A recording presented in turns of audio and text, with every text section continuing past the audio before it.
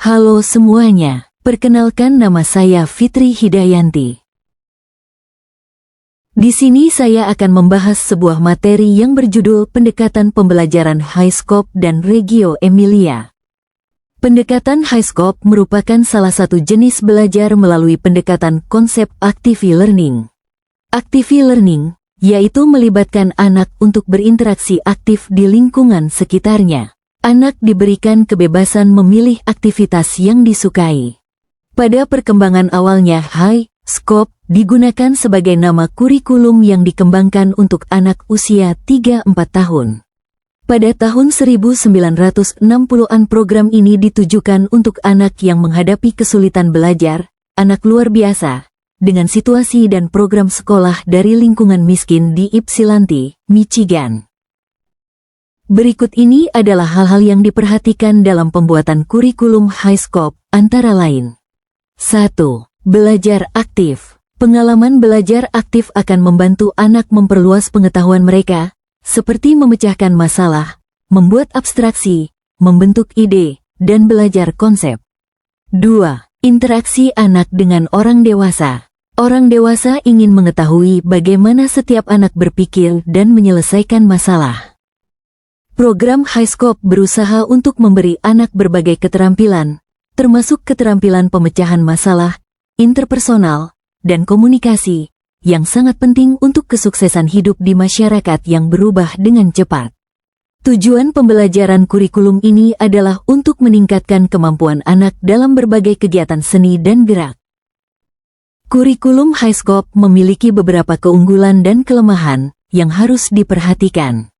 Berikut ini adalah keunggulan kurikulum High Scope antara lain. 1. Mendukung pembelajaran aktif. 2. Pembelajaran ini memungkinkan anak-anak terlibat secara langsung dalam proses pembelajaran. Ini dapat meningkatkan keinginan mereka untuk belajar dan meningkatkan pemahaman mereka tentang materi. 3. Pengembangan keseluruhan anak. 4. Metode ini memperhatikan perkembangan fisik, sosial, emosional, dan kognitif anak, sehingga membantu membangun individu yang seimbang dan berkembang. 5. Meningkatkan kreativitas dan pemikiran kritis. Kurikulum High Scope mendorong kreativitas dan pemikiran kritis anak-anak melalui aktivitas yang menantang dan program refleksi yang terorganisir. 6. Kurikulum High Scope yang fleksibel memungkinkan guru untuk menyesuaikan materi dan pendekatan pembelajaran sesuai dengan minat dan kebutuhan siswa. Kelemahan kurikulum High Scope. 1. Sulit dalam penilaian. 2. Membutuhkan persiapan dan pemahaman yang mendalam. 3. Batasan pembelajaran akademik tertentu. 4.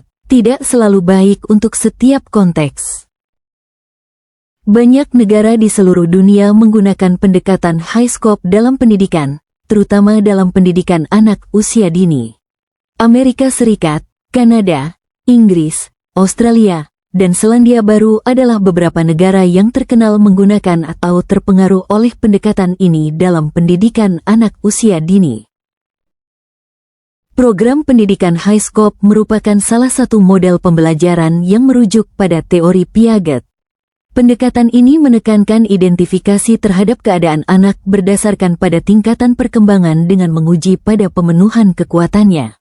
Kurikulum High Scope akan membantu anak-anak prasekolah menjadi lebih independen, bertanggung jawab dan menjadi pembelajar yang percaya diri. Secara terperinci, lingkungan pembelajaran dalam pembelajaran High Scope kurikulum harus memenuhi beberapa kriteria, antara lain. 1. Sekolah harus menyediakan lingkungan fisik, pembelajaran yang kondusif untuk belajar dan merefleksikan tahapan yang berbeda dalam perkembangan masing-masing anak. 2. Sekolah harus menyediakan ruang yang layak untuk melakukan seluruh program kegiatan. 3. Pusat ruang harus disusun dalam area yang fungsional yang dapat dikenali oleh anak dan mengizinkan terjadinya interaksi sosial dan aktivitas individual. Guru-guru dalam kelas High Scope mencatat perilaku anak, pengalaman, dan minat. Mereka menggunakan catatan-catatannya untuk menilai perkembangan dan merencanakan aktivitas yang akan datang guna menunjang pertumbuhan dan perkembangan anak. Proses asesmen ini memerlukan perencanaan kelompok, catatan pengamatan harian, kumpulan catatan rekaman tiap semester. Catatan-catatan ini juga digunakan sebagai keterangan orang tua untuk membantu agar lebih baik mengerti perkembangan anak. Highscope adalah planning time untuk menentukan apa yang ingin dilakukan anak dengan guru menanyakan langsung pada anak secara individu. Berdasarkan gagasan perkembangan anak Piaget dan praktik pengajaran yang berasal dari teori pembelajaran sosial Vygotsky, tahun 1934 sampai tahun 1962. Sasaran jangka panjang kurikulum Highscope adalah keseimbangan akademik, sosial, emosional, dan aspek fisik. Yang termasuk dalam aspek sosial, emosional adalah kemampuan interpersonal dan kemampuan intrapersonal. Model pendekatan pembelajaran Reggio Emilia sangat mengutamakan pada kebutuhan anak dan didukung oleh masyarakat, orang tua, dan lembaga PAUD. Reggio Emilia fokus terhadap perkembangan anak. Setiap anak diberikan kesempatan untuk mengembangkan seluruh kemampuan dan potensi yang dimilikinya agar tumbuh optimal. Peran masyarakat, orang tua, wajib mendukung secara penuh di setiap kegiatan yang dilakukan anak baik di sekolah maupun di rumah. Peran guru sebagai fasilitator dan motivator sangat penting dalam mendorong dan menyediakan berbagai fasilitas belajar yang diperlukan anak.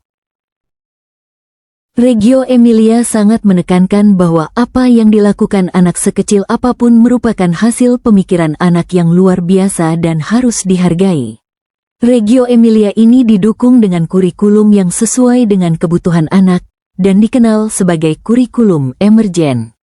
Kurikulum emergen yaitu kurikulum yang dibuat berdasarkan pada kepentingan anak-anak. Tema dari pembelajaran diambil dari apa yang disampaikan oleh anak-anak, masyarakat atau keluarga serta peristiwa atau kondisi sekitar yang dikenali oleh anak-anak, misal genangan air, bayangan, dinosaurus, dan lain-lain. Reggio Emilia pada anak usia dini adalah tepat untuk menjawab tantangan abad 21 di mana dibutuhkan pembelajaran yang mengarah pada keterampilan berpikir kreatif, creative thinking, berpikir kritis dan pemecahan masalah, critical thinking and problem solving, berkomunikasi, communication, dan berkolaborasi, collaboration, atau yang biasa disebut dengan 4C. Ruang kelas di Reggio Emilia dipenuhi dengan berbagai macam materi yang digunakan anak untuk mengeksplorasi dan mempresentasikan ide-ide mereka. Setting kelas tidak bersekat-sekat, leluasa untuk anak bergerak, penataan material tidak penuh namun disiapkan dan ditata sesuai dengan kebutuhan anak, lingkungan atau kelas disiapkan sedemikian rupa. Kurikulum Reggio Emilia mencerminkan pendekatan konstruktivitisme sosial di bawah pengaruh pendapat Dewey, Piaget, Vygotsky, Brunner dan peneliti lainnya. Sejak Piaget hanya fokus pada bayi dan usia prasekolah, Malaguzzi menganggap pandangan Piaget yang terlalu membatasi.